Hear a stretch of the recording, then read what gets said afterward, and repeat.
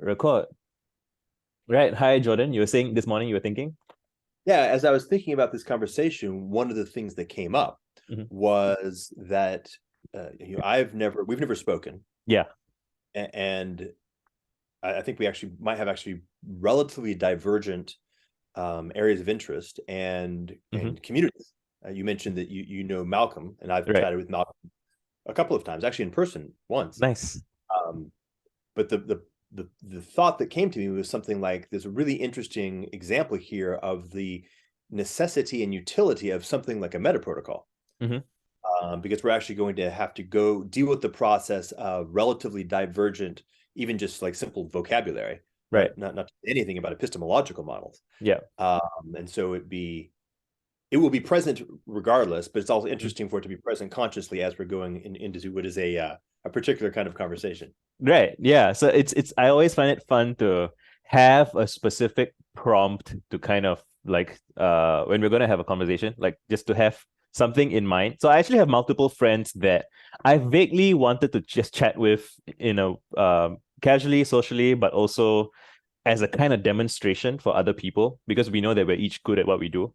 And Yeah. I kind of wait for a prompt to come along. So like somebody was asking me a question on Twitter yesterday about communities and encouraging trust and encouraging honesty. Then the person who asked me that, his name is Reddy. He said he then mentioned another one of my friends, Richard, and he asked Richard, "What do you think?" And I was like, "Oh, this is a perfect like this question is so relevant to both of our interests, and it's such a great introduction to what we should be chatting about." And that just I mean, it's a bit nerdy to get into it, but I like the idea of figuring out prompts for people. And so, when I just tweeted a couple of days ago about genres, and you mentioned that you once did this for video games, I'm like, oh, great! This just feels like a good entry point for us without having had like previous conversations. Although it's great that we know, we have mutual friends and we know that we have like. And what do you think? I think that's very interesting. I like it. It's let me say like the thing that's maybe most how would I say esoteric or divergent that came to me is something like it produces an interesting discipline, Mm, um, and in two ways, i.e., we're not sort of just dropping into chatting with each other because right we're actually there's a some condition that has to emerge to actually kind of give us the permission to do it. yeah. It also orients towards being aware of this notion of prompts, which I think Mm, is also, I was noticing my mind going, what does that do to this restructuring of the way that I spend my attention yeah. if I'm actually using that as a way to think about what might be proper openings to relationality? So Mhm. I think it's interesting, and I have not actually thought about it as such before. So that's also interesting. Oh, that's nice. Yeah, I would say it's become one of my core fascinations. So I mean, you're familiar with the idea of like nerd sniping, right? Like the idea that you give someone a question. Oh, you don't know? So it's from an XKCD comic where so it's a comic and there's someone standing at like a road crossing, and what they do is when an engineer or a scientist is crossing the road, they hold up a signboard that has like a simple physics problem in it, like which way should you do the gates? And then the scientist can't say, oh wait, oh that's interesting, you got to do that, and then they get hit by a vehicle. I mean, so which is a bit Nice. extreme. And then the guy's friend is like, oh my god, how can you do that? It's like, oh, this is fun, with with mathematicians you get 2 points, with physicists you get five or something. And the idea there is that, oh, you can nerd snipe someone with a good question or a good prompt, right? Like, so, people are always discussing things like, how do I manage my attention? How do I triage, respond to all these things that I don't want to do or whatever? And I've always thought, if you give someone a sufficiently interesting question, they can't help but get involved. It's like, and so that's just been my one of my long-term obsessions, like just thinking about it, like if you can give someone a good prompt, you give a good if like someone does a really really good reply to one of your tweets that just makes you think for a while, like, I hadn't thought of it that way. And then you kind of get invested in where did that thought come from, like now you want to know about them and you want to know their background, and next thing you know, you're friends because you have a shared understanding that you're trying to explore. Well, this brings to my mind a conversation that I had several years ago with a gentleman named Forrest Landry Oh. about a proposition that how do I say this right? Well, I guess you may or may not know. I've very much been of the perspective that there's some kind of significant shift or transition that will be Yeah. part of what's going on in kind of the historical arc. Okay. Yes. So one part of that is a movement from things that produce closure or Right. end closure, depending on which domain you're interested in, Mm-hmm. to things that create openness and move us in a direction towards an opening and deepening without evaporation. So rich, that they produce enough richness to account for the increasing surface area of what they're actually exploring, but also increase the surface area, which is two requirements. And answer question has this dynamic. Right. Providing good answers has a characteristic of closing a domain, right? Once you've provided a fully satisfactory answer, inquiry is over. Providing good questions has this really interesting characteristic of generativity. It opens a field of inquiry and can, in fact, in principle, be deepening and deepening, because you're doing lots of different things simultaneously. Like you say, Exactly.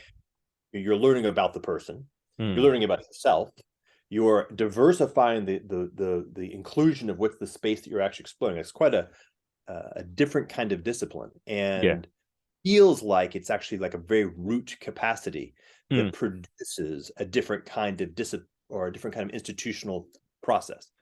Yeah. Yeah. Completely agree. Yeah. And like, it's something that you can almost develop proficiency in by witnessing people do it. And my belief is that if a bunch of people are just doing it semi-publicly or publicly, and other people can witness them doing it, you can build this whole kind of communal practice, and more people start asking each other questions or exploring questions publicly in a way that is interesting to other people. And then it's a kind of wealth, right? Because now everyone's like, just by bringing more and more people and density, you get it. Anyway. Yes. Very Yeah. nice. Well, just as a point there, that implies, if we're thinking about the notion of a new way of thinking, a new way of going about participating in and producing a category that could be called institutions, pedagogy would also be very close to the root. Yes. And what you're proposing is there is, in fact, an oblique or orthogonal pedagogy, which is, say, that pedagogy of community practice and emulation, as opposed to didactic, which of course is the point, right? Answers can simply be compressed and delivered as content. Question actually has to be cultivated as a competence. Yes. Oh, this is so fun to be with someone who just gets it, right? Like, you just, it's just, I mean, like, often when I'm explaining stuff to people, it's like, yeah, just and being in the presence of someone who has thought through the implications in a parallel domain or the overlapping domain. I don't know what's the right phrase to use, but it's fun. Anyway, so the original context for the prompt that we wanted to get into for this chat was so I was like, to give context for my tweet, right? My tweet was, I'm in an early discovery stage of thinking about how genres get created and invented.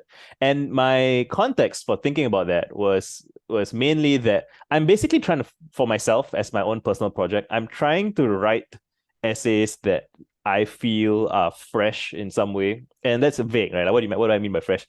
It's just I don't know if it's realistic or dramatic, or I don't know what to think, but I know that I want to try to come up with some forms of essays that feel like they're not quite what I've seen so far, right? And that's a tricky thing, because we think about everything that we know in terms of what we've already seen, right? And on and on. But so the question I wanted to explore was, so how do genres happen? How do new innovations happen? And you mentioned that you once did that exercise of just thinking about this in video games, and I instantly wanted to know more. Yeah. Okay. Killer. This is going to be intense. Excellent. So the first thing that pops actually is the preamble that we just went through is not going to be throwaway. Nice. It's relevant. Yes. Significant thing going on there. Because for the most part, from my point of view, the exploration of, I'll just call it genre space for the moment. Right. The exploration of genre space has been by means of evolutionary process. So something like agreed. Stochastic search with various forms of ratchet effect that ultimately ends up exploring a particular space. Done, right? So that's the evolutionary process. Okay. Yeah? And what you're proposing which I will say is a variation on the theme of question to or answer to question, is a conscious exploration of genre space, which is a different kind of thing, right? So we've actually got two things going on. One is a mapping of the of genre space, by means of examples of the past, which will largely have been evolutionary in nature. Right. But by virtue of doing that mapping, we're now rendering the shape of genre space into a conscious environment, which then opens up the possibility of exploring genre space consciously. Yes. I would point out, by the way, that if we do it well, it should have two consequences. One is a directionality towards closure on the entire exercise of unconscious exploration of genre space. Oh. If we do it right, we should produce something which is a category how do you say this right? It extinguishes all strategic maneuvers in unconscious exploration of genre space. It becomes the best possible version of that, and therefore outkeep all versions of that categorically. And also opens up an entirely novel thing, right? Which is this, just like we were just talking about with regard to questions, it creates a generative process as opposed to a closure process, which effectively is constantly depleting or writing a gradient closure. How's this work? I'm like thinking both capitalism and kind of energetic evolutionary biology simultaneously, but sort of you enter into a new genre. Yes. And what you do is you actually extract all the potential in that new genre. That's what an evolutionary search will always do, right? It has this sort of diminishing curve as you enter into genre. There's low-hanging fruit where the energy return on energy investment in the exploration of that genre is the highest at the beginning. Right. As you've explored the entire available space that's there, you get less and less and less possibility, and there's kind of like it becomes depleted, which you're saying, like it becomes less fresh. It becomes Hollywood as we currently experience it. And the premise is we want to actually move to a mode where entering into genre space actually has this generativity, that even as I explore, I open more than I explore. So it's not an efficiency process, it's a generativity process. Okay, great. That was yes, excellent. Needed to get that out. I get it. Yep. Okay, and so then what I responded was, okay, this is really a neat thing. Once upon a time, a buddy of mine and I found ourselves basically just filling time, exploring this question from the first person, meaning we just happened to have been alive and been super nerdy and obsessed about video games. Nice. And so we're like, what's the actual kind of a taxonomic exploration of this? What's the taxonomy of this from the point of view of actually watching it develop over time? So Pong, and then right. Pac-Man, whatever, right? Just going and exploring what exactly was happening there. And then as we're exploring the actual rollout of video games as it's expanding into space, noticing what that told us about both new genres, like when the genre of high narrative video game opened up, which is very different than the genre of high kinetic, for example, like two very distinct genres of video game. Yep.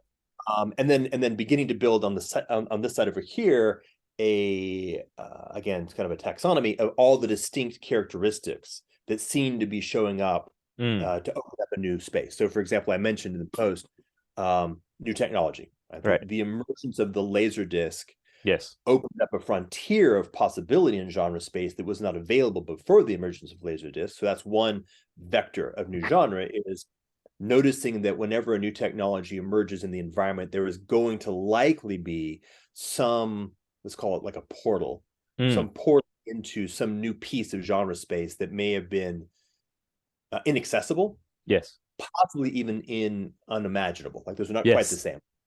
Right? Those are different things. Yeah. Yes. So true. Yeah. So do you feel that, so it's clear that when there is a technological innovation, and now I'm thinking about the electric guitar, right? Yes. The thing that popped in my head just now too. Right. It's like I'm always thinking about the fact that the first electric guitars happened around like 1930s-ish. And at the time, all they thought of it was, oh, we have acoustic guitars and we just want them to be louder. And it's the same instrument, we're just playing it. louder because we have bigger audiences. And it did expand the audiences. That might have slightly changed the way they think about how they were writing songs, maybe more, whatever. But it took like 30 full years before, or like 20 something years before Jimi Hendrix showed up. And he wasn't born with the assumptions that people had about what an acoustic guitar was. And he saw it as a completely different instrument that could do different things, and he interpreted it differently.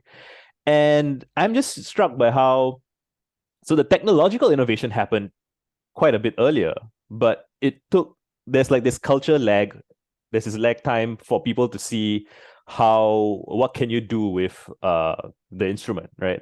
And I keep getting this almost foreboding, haunting sense that social media has been around for around 20-ish. I mean, depending on how you want to frame it, like 10, 15 years, whatever. And our intuitions for how to think about social media are similarly, I think we inherit assumptions from traditional media and broadcast media. And it feels to me like people still haven't really considered what is possible and what is just so I don't know if I would also say genre space. I guess like genre space for utterances and the way you package and present utterances, whether it's tweets or YouTube videos or so we know that a podcast is a form, and like vlogging is a form, a video essay is a form. And then you go a bit deeper, you're like, oh, there's this convergence of forms that happens on YouTube, for example, where it's even happens on TikTok, where very quickly somebody had get some amount of success with some very, very specific style, and that gets a ton of imitators and people copying because they're like, oh, if that's what works, everyone likes that. And then it's exciting, but it's also kind of unfortunate because when all the attention is kind of shunted, or kind of everyone's looking at the same thing and trying to do the same things, there's all this overlooked possibility space. And I guess in that possibility space, there are some people who are kind of just messing around, don't really know what they're doing, or there are people who are trying to be thoughtful about doing something different. But it does deviate from the norm, and there's something about the deviance that it's just been on my mind a lot. And then I haven't kind of fully formed my opinions on this, but I'm curious if that brought up anything for you. Well, lots. Let's see. Yeah, for me, I'm noticing like collect. Try to sort in some way. Okay, what is kind of the best thing to put back into the conversation? So one over here that felt like it'd be worth playing with, but I'll just put it out there, is to take the emergence of language as a really great case study of this at the very way back, like Paleolithic. Yes. Here it was okay, so things that seem to modulate the exploration of genre space we've talked about technology, and then we had something like, let's go psychology, okay, which is happening at the individual level. And then we have something like sociology, something happening with like reinforcements, both enabling and disabling reinforcements that are happening interpersonally. And then we have incentive landscapes that are structural in nature. Also incentive, like maybe it's illegal, that would inhibit exploration of that, or maybe you just can't make any money at it. That's the different things that are happening at the structural level. So like 4 distinct sort of vectors along that directionality that seem to be part of it. Other ones I put out, by the way, that are different, and that has to do with how did you say it? You mentioned this earlier. I'll just replicate the milieu that you're operating in, and its relationship with an adjacent milieu of distinct things. Right? So let's go with video games. As I mean, video game space. Of course, I've got fantasy literature and science fiction literature and adventure literature, that's already existing as part of the milieu. And so there's already people who can't help but simultaneously be endeavoring to find an exaptive pathway from video game space into, say, science fiction space. And equally, there's also a sociological and intersubjective reservoir of potential that's already would be easily mapped to it, right? So as soon as I create a science fiction themed video game, I'm tapping into a reservoir of potential that's been gathered against the aesthetic of science fiction, which is happening over here in the medium of, say, book. And I can move it over into a new form. So you almost got medium/form, and then something like aesthetic over here, which seems to be distinct modalities. Right. Yeah. It's almost like Yeah, there's so many ways to think about this. You could think about it almost in terms of like cultural mimetics, like in the or quasi. You could even say it's religious, right? Or like through religious lens, like there is this fellowship in some domain. Like I'm always fascinated when I just play a video game, like let's say God of War, I just Ragnarok, I just played it, and then I go and look in the subreddit, and there are some comments that are like meme references to other video games, like also PlayStation games that it's not relevant to that subreddit which is devoted to that game, but you can sense that there are people who, well, if you got a PlayStation and you have this game, you're probably going to also play that game, and people make references as a way of like rewarding in group, like just people, just like, oh, we are gamers, right? It's an identity that we have, or it's people like us play games like this, and we can casually drop references to other games that someone else might Yeah, not get. And yeah, it's such this, a this, this is a discovery of a currency yes. uh, that is, how does it say? A currency is something that embodies a potential. So it allows the Mm, potential to actually be realized until you actually have some mechanism, some medium, some medium is exactly the fundamentally right term. Something that allows a connection between two locations, that allows a particular gradient to transmit. Right? You actually have to create a communications channel, a currency, yes, but a flow of current can flow across it. right. It's a discovery of a currency that is latent in a potential that is operating around. Okay, that's the other piece. You mentioned religion. Mm. Yeah, I would say it's something like an attractor in culture space. Yeah, all right, that's better. Yeah. Okay. Hmm.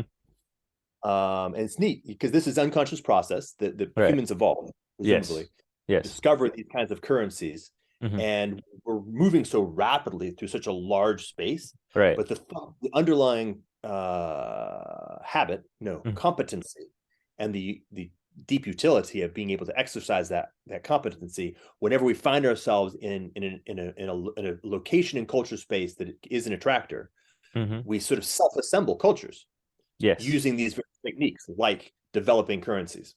Right. By the way, I think we cannot help but, wow, this is very powerful. We cannot help but actually intrinsically, because it's an unconscious collective, the unconscious assembling of a distributed cognition that Mm. is exploring the actual topology of the culture, underlying culture space. Yeah. Uh, so if we were to say static for some period of time, Right. we would actually discover that there is some kind of actual binding that forms this culture space. Let's say call it gamers, for example. Hmm.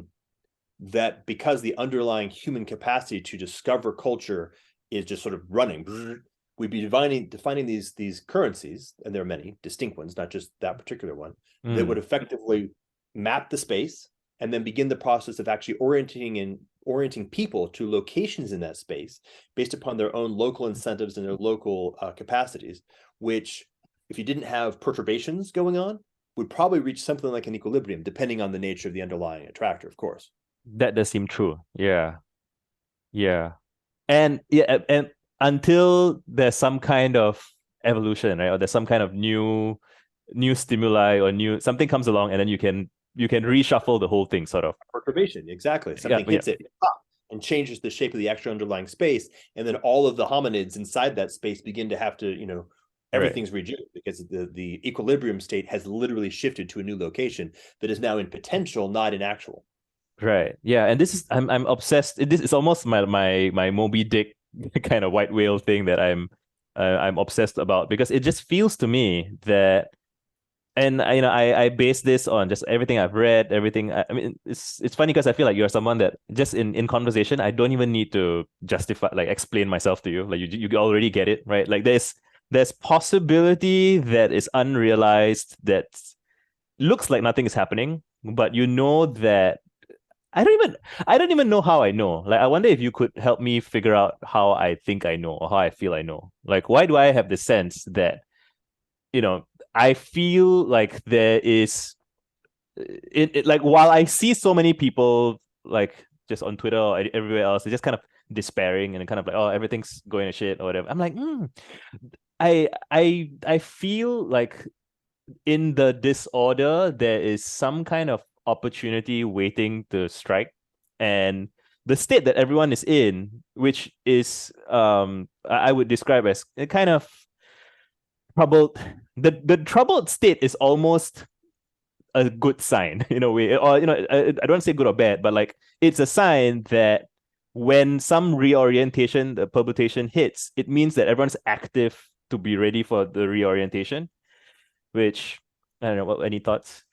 Yeah. So the first thought is, I don't know if I can, but I'd like to help. So Right. let's try. Mm, Um, and so one thing that come to me there is that it's funny. I rebranded it recently. The notion of paradigm shift, or okay. specifically paradigm Yeah. Hmm. collapse or catastrophe. Right. And a little bit of what you're talking about is that, right? You can Hmm. imagine sort of Right. you as, let's go with I don't know, Einstein. And then, by Right. the way, I'm not making a direct comparison. I'm just saying characters in a story Yeah. where there's some sense Hmm. of some significant new potential. Right.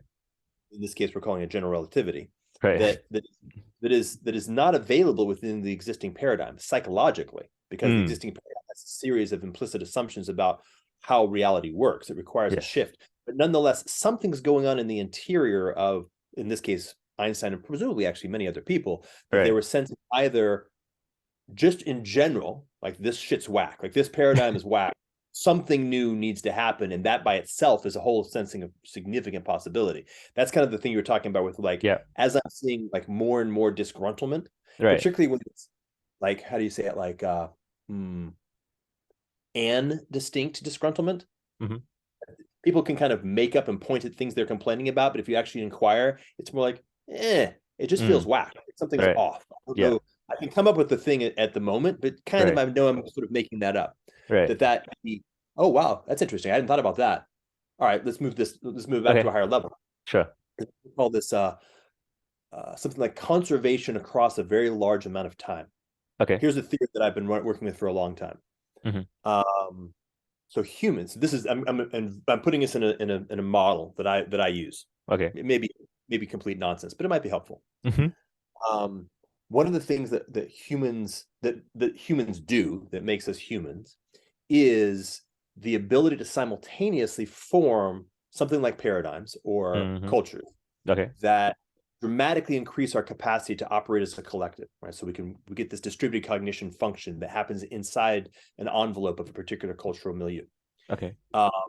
Which of course dramatically increases our agency in response to environment. And in particular, what it does is actually creates that step function where we have the ability to engage in a niche transition, right? We no longer optimize for a given niche phenotypically. We Yeah. actually we can move from one niche to another niche and become the peak predator of that new niche, right? That's kind of the Yes. thing, that toolkit that we produced, just with distributed cognition in the context of culture allows us to do. Now, the theory that I've been operating under now for about a decade is that this particular thing has effectively two modes. Hmm. One mode, which maps, by the way, very much to question versus Open answer. and close. Yep. Okay. I was gonna say that. Yep. Right? One mode is, we're in a new niche. We have a minimum viable culture. Our challenge is actually to optimize our culture to fit it to the niche. And so Yes. we're closing exploration and going into optimization mode. And for as long as the niche is static, which, depending on where you are, that may be a long time or a short time, that's the mode to be in. Then, however, if the niche has changed adequately, and there's an interesting elasticity of what that means for that adequacy to be strong enough, there's a priming at a deep level, like a subconscious like level that's at the same level as like cognition per se, that, oh shit, we need to be moving into this other mode. But by definition, this other mode is deeper than the paradigm itself. It has to be. It's actually deeper than the paradigmatic mode per se. So it's Yes. Yeah. activating things that are happening at a very, very fundamental level, which are by definition going to be unconscious and may in fact not be articulable in language.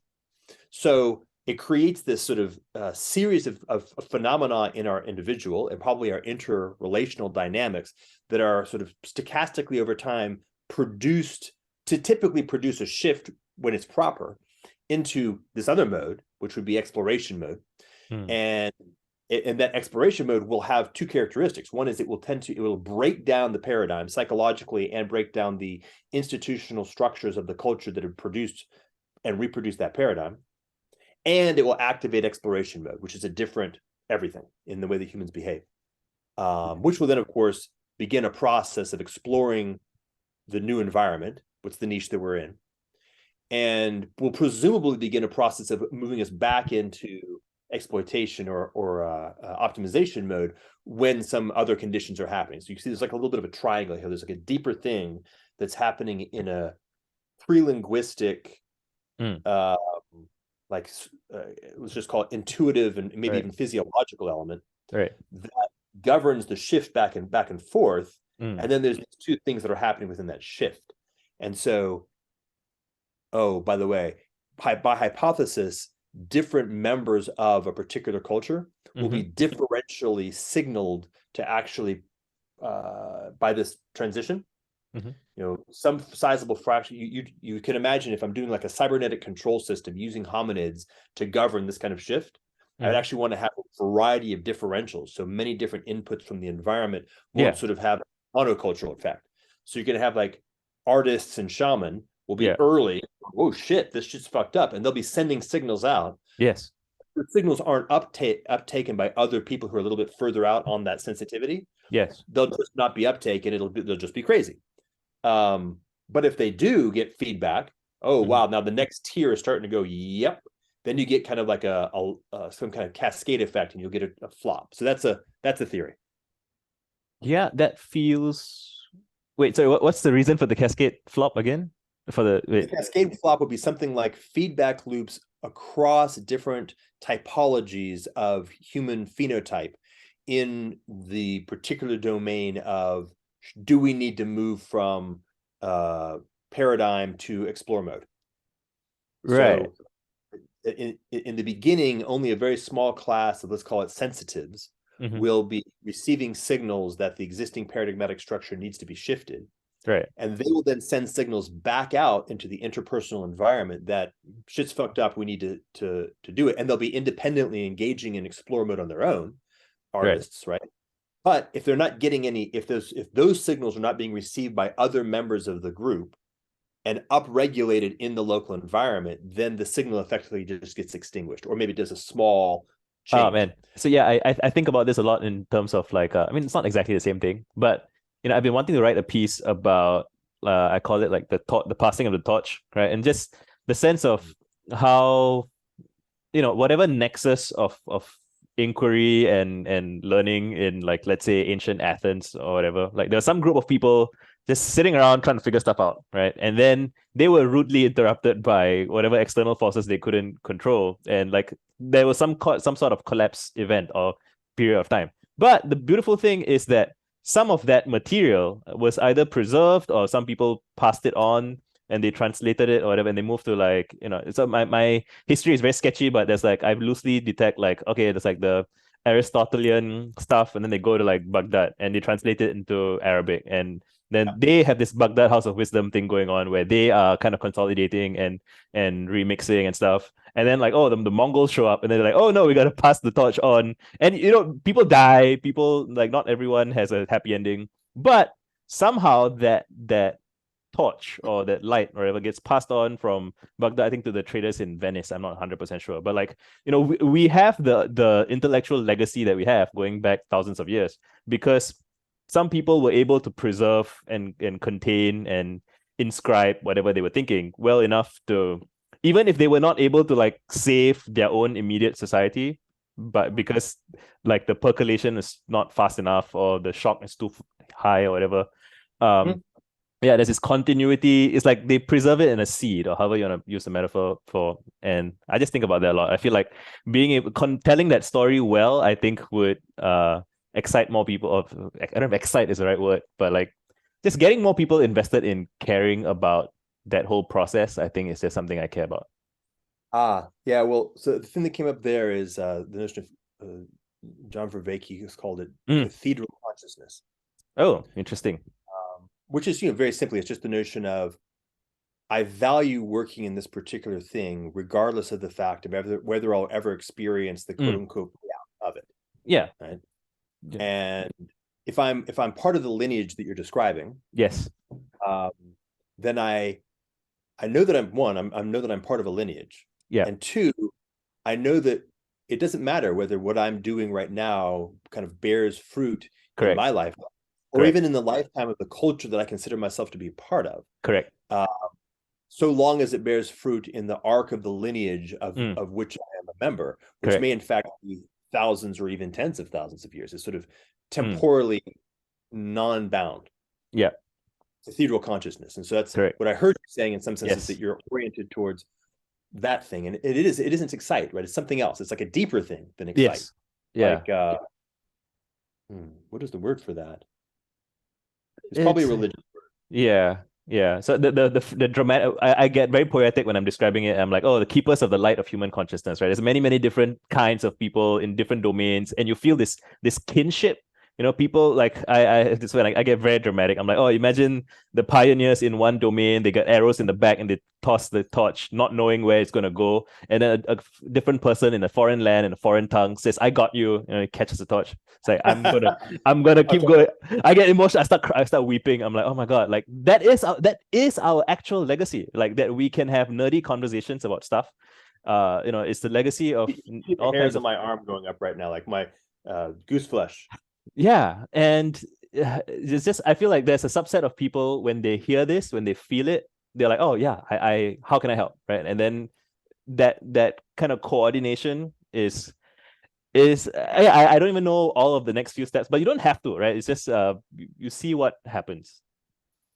No, Passion I and would notice, by the way, that you've invoked a couple of them. So I would say it's something like ethos, Mhm, or specifically the AE, mhm. ethos, Right. aesthetics and ethics combined, Yeah. and something like provide good signal. Yes. Yeah. You That said what endures. I'm endeavoring to do in this conversation is to try to listen Mm, to what it is you're endeavoring to express, right. and in some sense, from the point of view of that lineage that we're talking about. Yeah. Yeah. Saying, okay, he is doing something. He is endeavoring to do something to further something that to me is intrinsically valuable. So we're collaborating on it intrinsically. Yes. Yeah. My best effort to hear what he is saying and then express it in a way that furthers that is sort of what I should be doing. Uh, And the challenge is, am I good enough? Can I accomplish it? Which is not so easy sometimes, quite challenging. And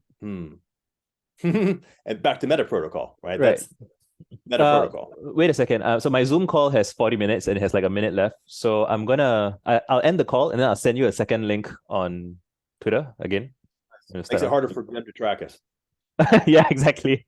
Okay, I'm gonna end this one. I'll send you another link. Sounds Thanks. good.